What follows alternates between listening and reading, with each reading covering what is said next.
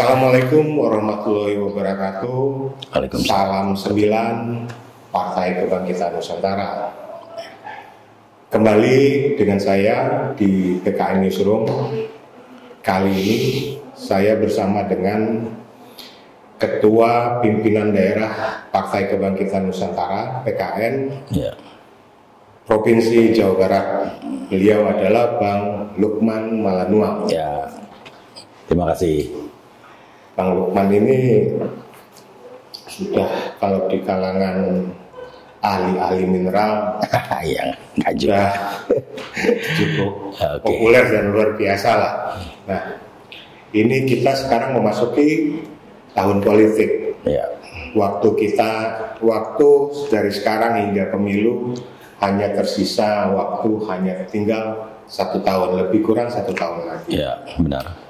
Partai Kebangkitan Nusantara setelah kemarin fokus pada etapa keduanya untuk lolos verifikasi faktual dan alhamdulillah sudah lolos dan mendapatkan nomor urut 9.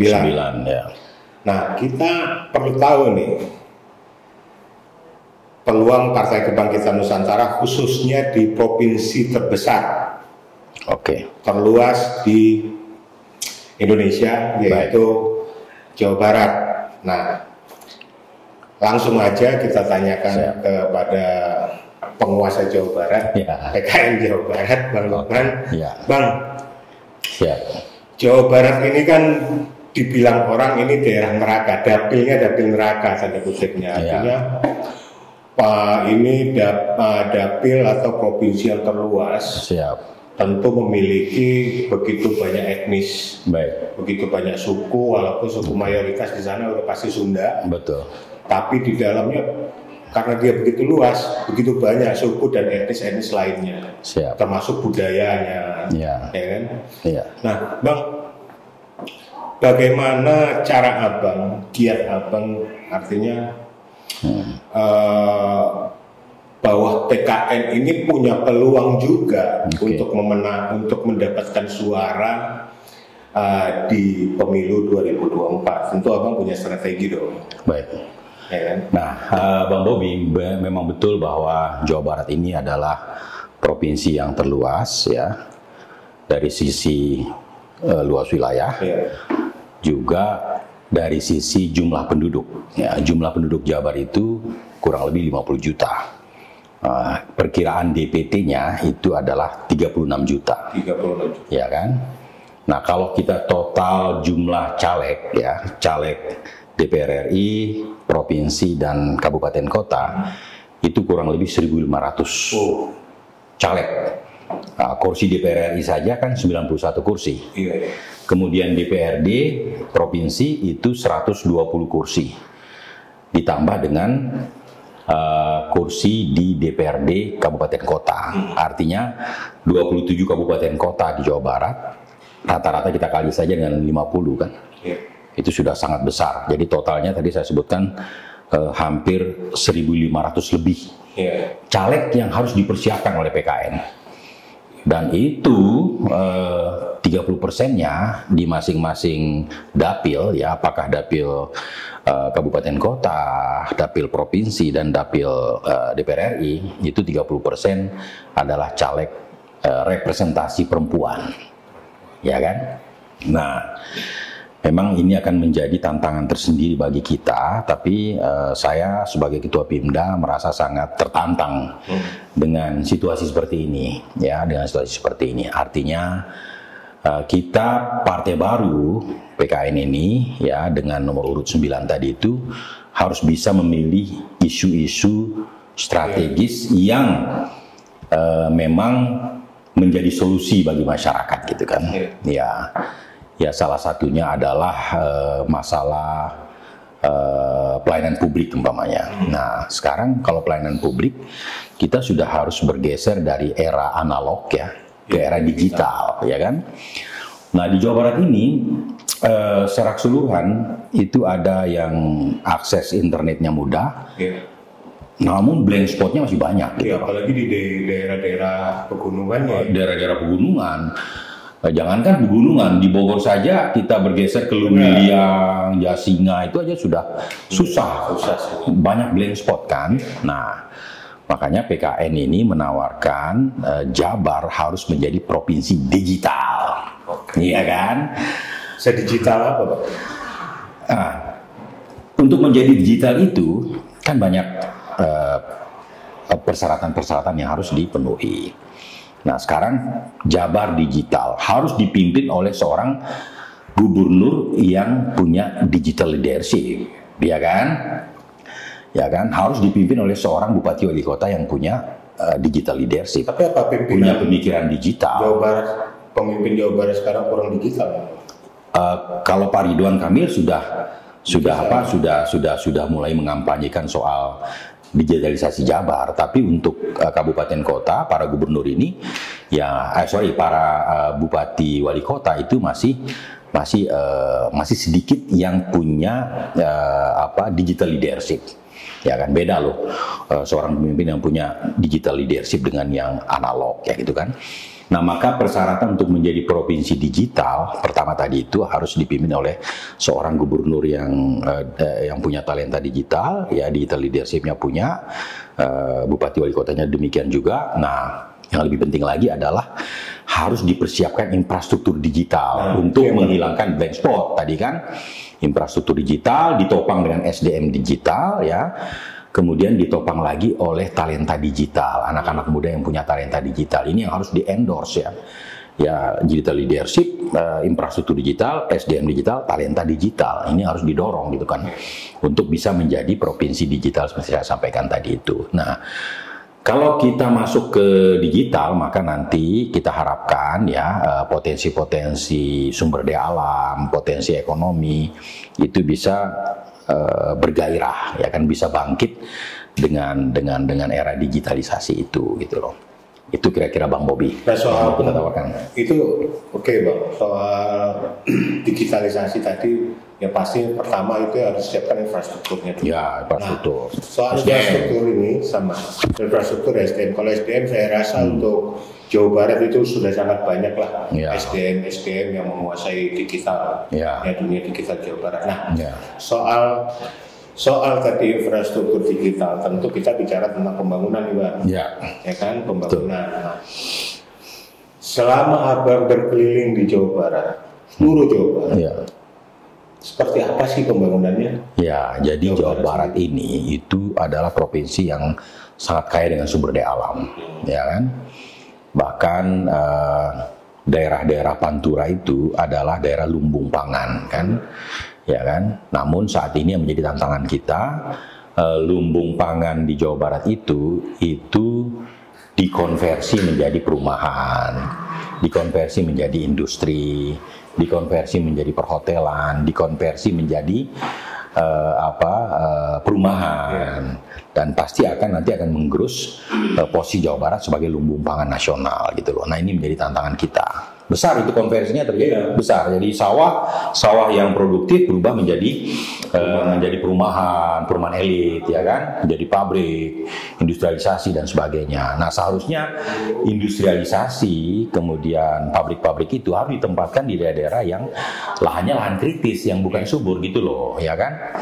Nah, itu soal pembangunan sendiri, nah, itu kan dari sisi tadi sumber daya alam. Nah, kalau pembangunan kita lihat memang masih banyak juga ketimpangan antara di beberapa daerah di Jawa Barat, antara daerah Pantura dengan daerah Priangan Timur, dengan daerah selatan, umpamanya itu memang timpang sekali dari segi infrastrukturnya, infrastruktur transportasinya, terus infrastruktur pembangkit tenaga listrik, jaringan distribusi dan transmisi, ya kan, kemudian akses untuk infrastruktur air bersih, umpamanya kan gitu kan, itu yang harus menjadi perhatian khusus lah bagi PKN ya, untuk mengangkat isu-isu aktual yang dirasakan oleh masyarakatnya. Bagaimana tentang politik identitas, Pak? Bahwa orang katakan kalau Jawa Barat lu harus menggunakan identitas ini, identitas agama ini, atau identitas kesukuan ini untuk dapat mendapatkan suara di Jawa Barat. Ya, kalau politik identitas itu di Jawa Barat sejauh yang saya pahami itu sudah mulai tergerus, Bang. Tidak ada lagi politik identitas yang sangat ekstrim gitu ya. Karena Jawa Barat ini suku apapun dia terima, dia bisa hidup dengan nyaman di Jawa Barat, ya kan, siapapun kan. Suku Sunda ini adalah suku yang sangat percaya diri gitu kan, ya kan. Kalau kita lihat masa lalunya kan, Sunda ini adalah kerajaan-kerajaan yang sangat mapan gitu kan. Nah sehingga kalau seorang Lukman Malanuang yang bukan dari Jawa Barat memimpin Jawa Barat, orang Jawa Barat nggak pernah terganggu, Pak. Nggak terganggu. Bahkan banyak orang-orang Batak yang menjadi caleg dari Jawa Barat kan, seperti Mak Sofaku almarhum kan gitu kan, banyak banget. Artinya bahwa pemilih di Jawa Barat ini sudah terbuka. Sudah terbuka. Artinya tidak lagi terkotomi dengan politik identitas. Betul. Bahwa aku agama ini maka aku memilih agama ini. Aku suku ini memilih suku ini. Berarti itu sudah selesai. Sudah selesai kalau untuk konteks Jawa Barat. Artinya Jawa Barat ini lebih memilih siapa yang saya pilih. Betul. Dari muatan orangnya. Betul. Dengan kualitas orangnya. Betul. Kalau orang ini memang layak saya pilih, walaupun dia suku ini kalau nggak layak ya nggak saya pilih. Pemilih Jawa Barat itu sudah sangat rasional mereka kan, jadi dia melihat kefiguran dari seorang caleg.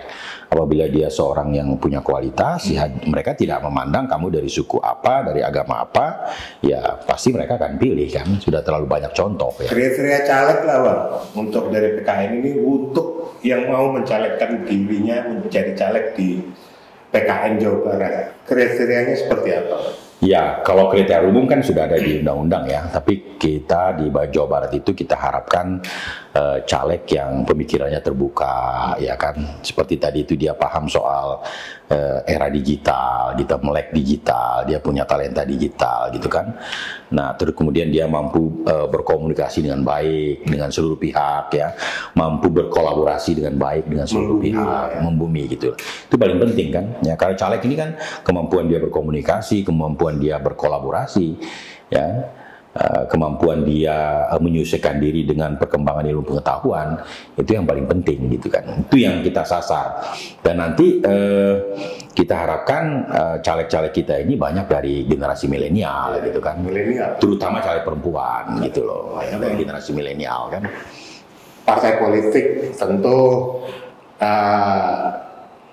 tidak jauh dari yang namanya bohir. Beda dengan PKN ya Bang. Ya. PKN sendiri tidak punya bohir. Ya. Artinya bisa dibilang semua orang, semua kader PKN adalah pemegang saham di PKN. Ya. Mereka adalah bohir-bohirnya PKN. Betul. Nah, soal politik uang nih Bang. Ya. Politik uang yang di masyarakat kita ini masih begitu sangat kuat. Ya. Nah, bagaimana cara PKN bahwa PKS sendiri tidak menggunakan politik uang, sementara masyarakatnya masih kuat sekali dengan politik uang ini. Ya, jadi sebetulnya PKN ini bukan tidak punya bohir, punya bohir. Bohirnya namanya gotong royong dan mandiri. Ya, itu kan kita semua. Ya, ini yang harus tersampaikan ke masyarakat gitu loh, ya kan? Karena PKN ini menawarkan kualitas ya kan, kualitas, integritas, kapasitas seorang caleg, bukan isi tas gitu kan, ya kan. Ya, karena kalau selama ini kan melihat isi tas kan, kalau isi tas ini terkait dengan bohir. Nah, kalau bohir kita adalah gotong royong dan mandiri, ya kemudian kita kedepankan soal kualitas, integritas, kapasitas dari caleg tadi itu, ya kan, mampu berkomunikasi, mampu berkolaborasi, ya kan, bekerja sama dengan semua pihak, itu poinnya kira-kira yang kita tawarkan. Tapi bukan berarti tanpa logistik, ya kan. Harus, ya kan, kalau kita menyiapkan alat peraga kemudian melakukan sosialisasi, ya itu kan pasti menaikkan popularitas dan betul kan, itu namanya biaya politik kan, harus biaya politik harus dikeluarkan oleh seorang caleg. Tinggal bagaimana dia bisa menyatukan dirinya dengan calon konstituennya atau dengan konstituen. Betul. Ya, bagaimana dia membawa diri. Betul. Gitu ya. Betul. Makanya caleg-caleg yang kita pilih ini adalah caleg-caleg yang punya modal sosial yang besar, ya kan. Punya sosial kapital, dia punya jejaring, apakah itu teman SD, teman SMP, teman SMA, teman gaul, teman kuliah, tetangga, ya kan. Nah, komunitasnya di organisasi kemasyarakatan pemuda, umpamanya di OKP atau di Ormas, ya kan.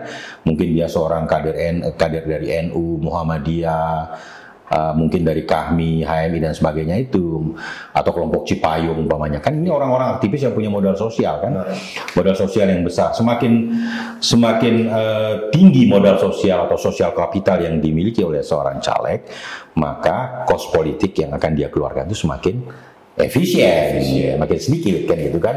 Ya sebaliknya, apabila modal sosialnya rendah, ya berarti dia akan habis-habisan mengeluarkan kos politik yang besar gitu. Nah, ya ini yang berbahaya ke depan gitu kan. Jadi teman-teman penggawa Nusantara, bahwa PKN khususnya Jawa Barat lebih untuk pencalekan sendiri lebih memilih kader-kader yang orang-orang berkualitas, memiliki gagasan, integritas, dan memiliki jaringan. Utamanya adalah modal sosial. Karena di Jawa Barat politik identitas itu sudah selesai. Pemilihnya adalah pemilih rasional. Begitu demikian pembicaraan kita dengan Ketua PKN Jawa Barat dan Lukman Malanuan. Terima kasih Mas Bobi. Sampai bertemu di PKN Newsroom berikutnya dengan topik-topik menarik lainnya. Terima kasih. Assalamualaikum warahmatullahi wabarakatuh. Waalaikumsalam. Salam kebangkitan Nusantara. Rahayu. Rahayu.